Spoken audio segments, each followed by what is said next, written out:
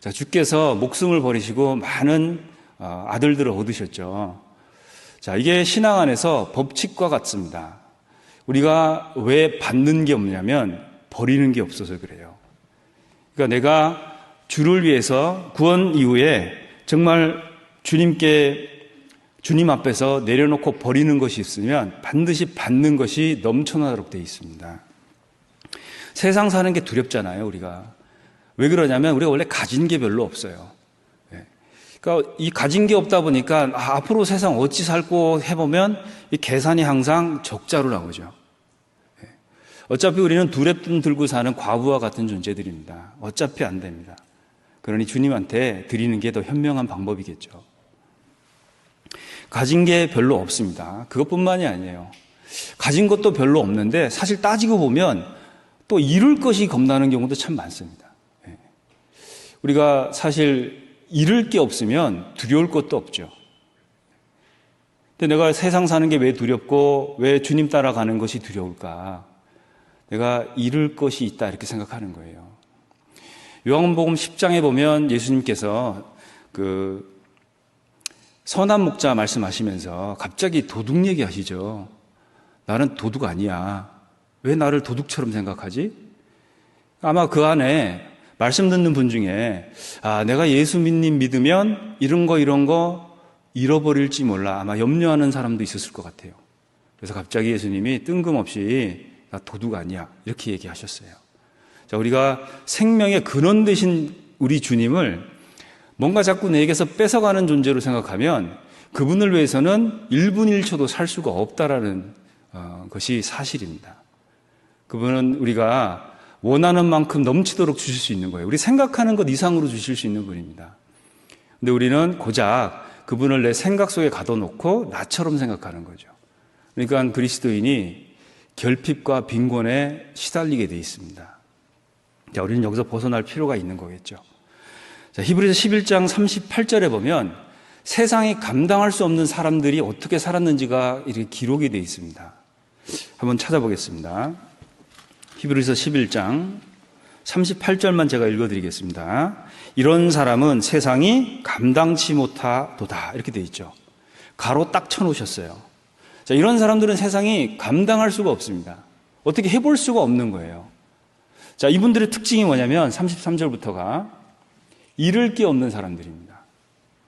자, 왜 우리가 잃을 게 없는 상태가 되는 건 뭘까요? 우리가 원천을 주님께 대고 있으면 사실 내가 갖고 있는 것이 없기 때문에 잃을 게 없게 되는 겁니다. 우리가 생명의 근원 되신 그분께 기대어 사는 것이 그리스도인이 힘있게 살 수 있는 방법이라는 겁니다. 잃을 것이 없는 사람은 세상도 어떻게 할 수가 없어요.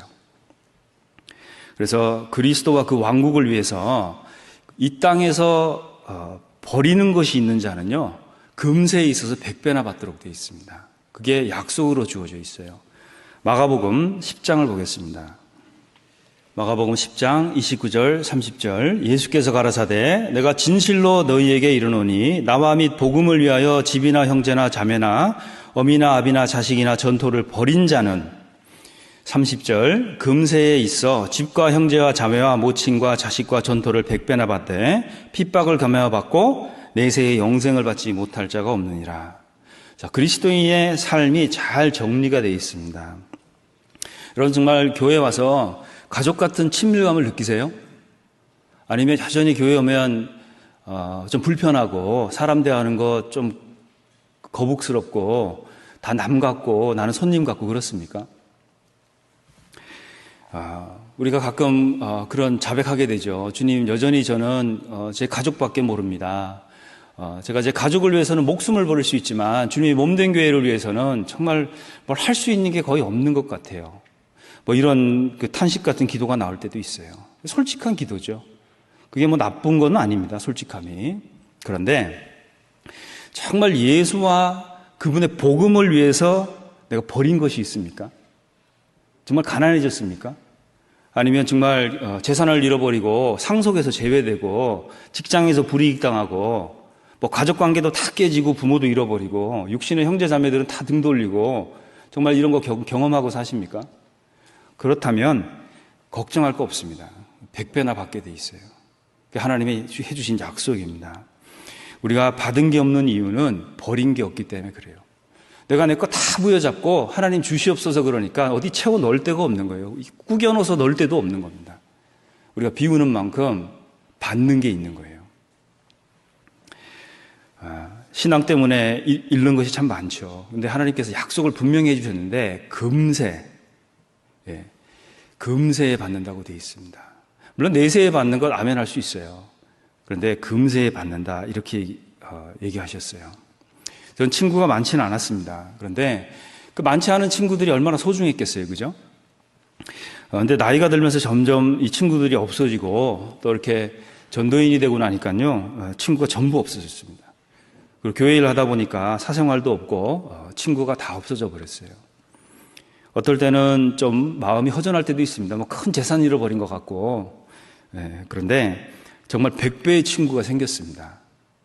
소개해드릴까요? 여기 다 계시잖아요. 심지어는요, 뭐 페이스북으로 친구가 연결이 되기도 하고 그렇습니다. 하나님이 금세 100배나 주셨어요. 교회 안에서 일꾼이 됐기 때문에 많은 분들이 이렇게 사랑해 주시고 또 제가 그 기도에 이렇게 제목이 되어 있습니다. 정말 어느 누가 저를 위해서 그렇게 해줄 수 있겠습니까? 주님은 약속대로 이렇게 100배를 주셨어요. 그리고 정말 제가 정말 좋아했던 정말 사랑했던 그 친구를 한 명 떠나보낸 기억이 있습니다. 그 친구는 정말 헤어졌다 다시 만나기를 수차례 했어요, 저랑. 그리고 얼마나 애틋한 관계였는지 모릅니다. 속상할 때 함께 했고 시름과 눈물도 함께 했고 심심할 때 둘이서 이렇게 도넛도 만들고 이렇게 하트도 만들고 이렇게 감 잡으신 분들 계시죠? 네. 그 친구가 담배였어요. 네. 그 친구를 제가 버렸습니다. 예. 그랬더니 그나마 좀 남아있는 폐도 좀 건강해졌고 그리고 신앙생활에 자신감이 생겼어요. 신앙생활에 자신감도 생기고 그리고 사랑하는 아내와 자식도 얻었습니다. 하나님이 100배나 주셨어요. 운전하다가 이렇게 가끔 접촉사고 날 때 있잖아요. 그런데 이렇게 접촉사고 나더라도 웬만하면 참습니다. 왜냐하면 이분 집회 와서 앉아 있을까봐. 예. 근데 여전히 뭐 집회 와서 앉아 있고 그러지는 않아요. 그런데 제가 사는 사회 안에서 저에게 호감을 갖는 사람들은 만들게 됐습니다. 내가 버리는 게 있으면 받는 게 있도록 돼 있어요. 그게 하나님이 우리에게 하시는 일입니다. 고린도전서 6장을 보시겠습니다. 고린도전서 6장 7절 제가 읽겠습니다. 고린도전서 6장 7절입니다. 너희가 피차 송사함으로 너희 가운데 이미 완연한 허물이 있나니 차라리 불의를 당하는 것이 낫지 아니하며 차라리 속는 것이 낫지 아니하냐. 보다 나은 것에 대한 설명을 해주셨죠. 내가 잃어버린 것이 있으면 하나님이 약속해 주셨습니다. 100배나 받는다고. 우리가 계산이 서툴러서 이게 100배 됐는지 지금 모르고 있는 거지 하나님이 100배 해주셨어요. 우리가 이 계산이 서툴러서 이걸 계산을 잘 못하고 있는 겁니다. 버려보십시오. 포기해 보십시오. 하나님이 채워주는 게 분명히 있도록 되어 있습니다. 금세에 있어 집과 형제와 자매와 모친과 자식과 전토를 100배나 받되. 그리고 붙어 있죠. 핍박을 겸하여 받고. 핍박 겸하여 받는 건 그리스도인밖에 없어요. 그리고 버려보십시오. 무슨 일이 생기는지.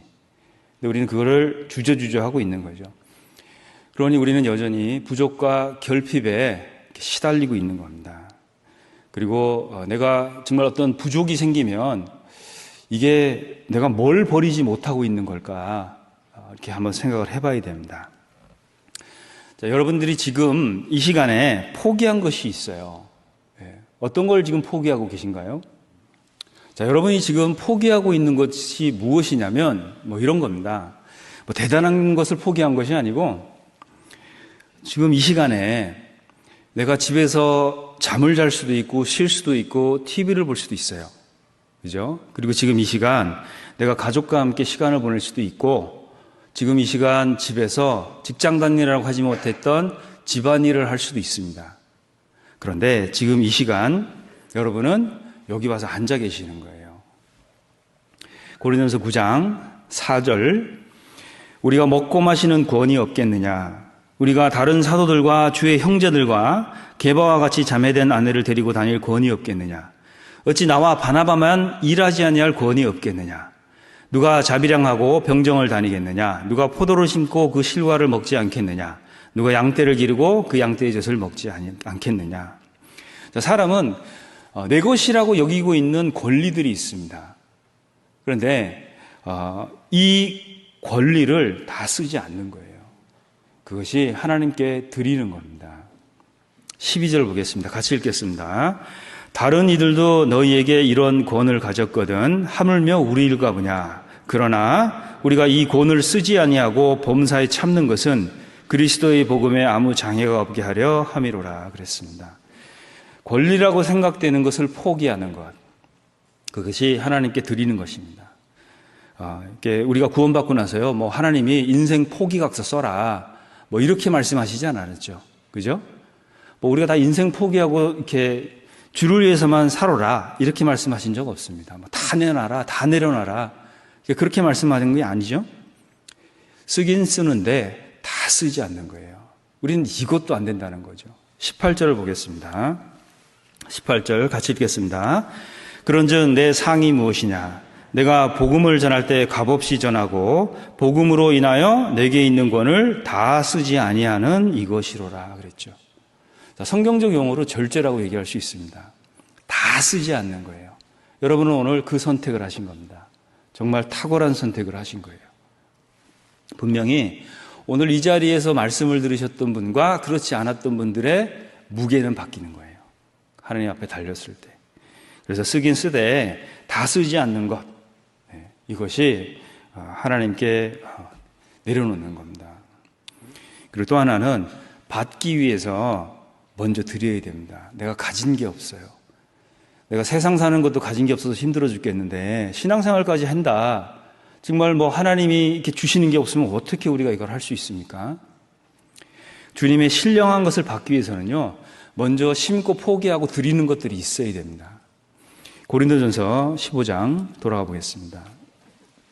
42절부터 44절까지를 제가 읽겠습니다. 고린도전서 15장.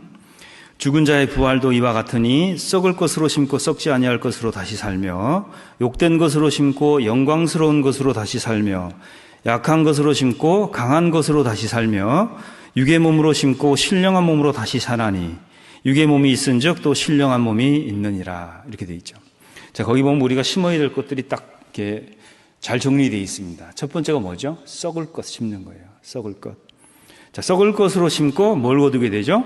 썩지 아니할 걸 거둡니다. 우리가 드리는 게 있어야 돼요. 그래야 받는 게 생깁니다.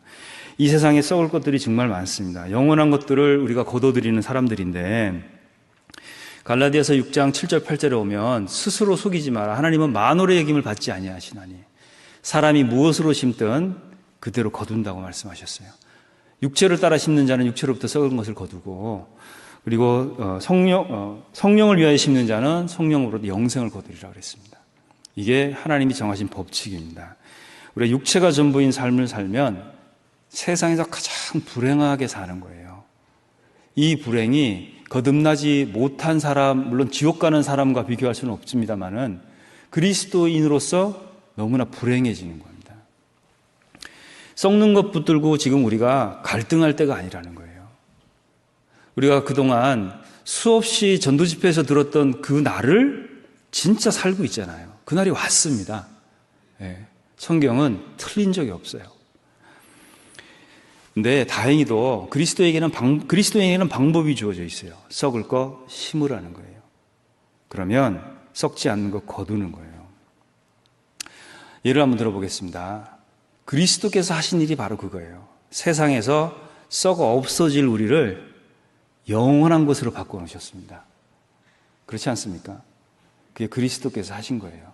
그리스도인도 마찬가지입니다. 내가 붙들고 있는 이 썩어질 거 빨리빨리 바꿔야 돼요. 영원한 것으로. 20세기 최고의 지성이라고 하는 C.S. 루이스가 이런 얘기했죠. 영원하지 않은 건 영원히 무용지물이다 그랬습니다.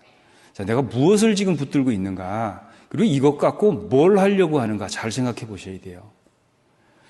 우리가 이런 것들을 심는다면 반드시 하나님은 갚아주십니다.